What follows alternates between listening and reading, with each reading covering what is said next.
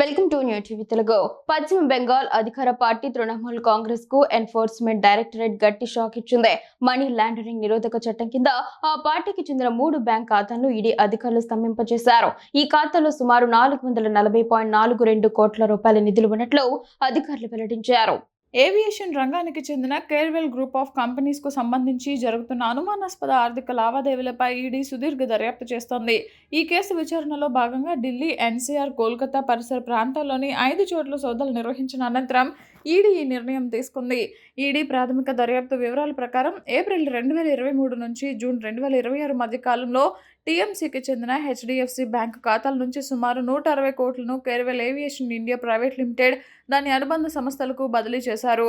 ఆ తర్వాత 82.96 కోట్లను మరో కంపెనీకి మళ్లించినట్లు అధికారులు గుర్తించారు. ఈ నిధులతో 112 కోట్ల వ్యయంతో ఒక ఎంబ్రేయర్ లీగసీ 600 విమానం, ఒక అగస్టా 109 ఎస్పీ హెలికాప్టర్ను కొనుగోలు చేసినట్లు తేలింది. వీటిని తిరిగి అధిక ధరకు టీఎంసీకే లీజుకు ఇచ్చినట్లు దర్యాప్తులో వెల్లడైంది. ఈ లావాదేవీల తీరు అత్యంత అనుమానాస్పదంగా ఉందని, అసలు లబ్ధిదారులను గుర్తించకుండా నిధుల మళ్లింపును దాచిపెట్టేందుకే ఈ వ్యూహాన్ని అనుసరించినట్లు అధికారులు భావిస్తున్నారు. హెలికాప్టర్ కొనుగోలుకు విదేశీ నిధులు ఏమైనా వినియోగించారా అనే కోణంలోనూ దర్యాప్తు సాగుతోంది. ఇటీవల ఎన్నికల్లో ఎదురైన పరాజయాలతో అంతర్గత సవాళ్లను ఎదుర్కొంటున్న టీఎంసీకి ఈ తాజా పరిణామం మరింత ఇబ్బందికరంగా మారింది.